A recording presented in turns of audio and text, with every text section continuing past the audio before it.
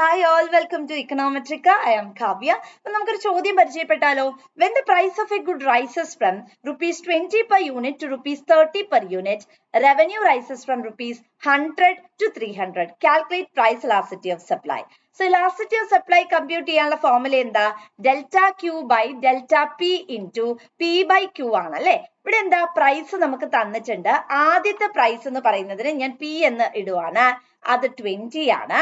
രണ്ടാമത്തേന് ഞാൻ P1 എന്ന് ഇടുവാണ്. അത് 30 ആണ് വരുന്നത്. സോ ഇതിന്റെ അകത്ത് നിന്ന് നമുക്ക് ഡെൽറ്റ പി എത്രത്തോളം പ്രൈസ് ഇൻക്രീസ് ചെയ്തു? 30 minus 20 and the answer will be 10 ആണ് അല്ലെ? റവന്യൂ എന്ന് പറയുന്നത് നമുക്ക് ഇവിടെ എത്രയായിട്ട് ഇൻക്രീസ് ചെയ്തിരിക്കുന്നു? 100 to 300 ആയിട്ട് അത് ഇൻക്രീസ് ചെയ്തിരിക്കുന്നു. സോ ആദ്യം നമ്മള് ടോട്ടൽ റവന്യൂ എന്ന് പറയുന്നത് ആദ്യം 100, പിന്നെ രണ്ടാമത്തെ എത്രയാണ്? 300 ആണ് വന്നിരിക്കുന്നത് അല്ലെ? സോ നമുക്ക് ഇവിടെ എന്താണ് ഇവിടെ കണ്ടുപിടിക്കാൻ എളുപ്പമാണ്. ഇവിടെ ടോട്ടൽ റവന്യൂ എന്ന് പറഞ്ഞാൽ P into Q ആണ്.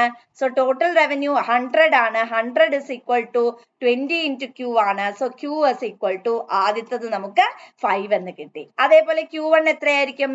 That is 300 by 30.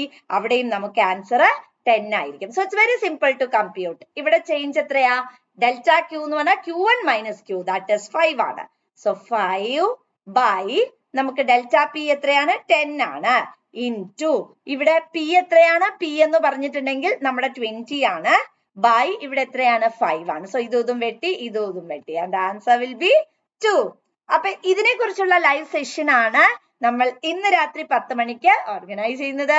സോ എല്ലാവരും ഷാർപ്പ് 10 തന്നെ എക്കണോമെട്രിക്ക ചാനലിൽ ജോയിൻ ചെയ്യുക. Thank you all. Keep watching.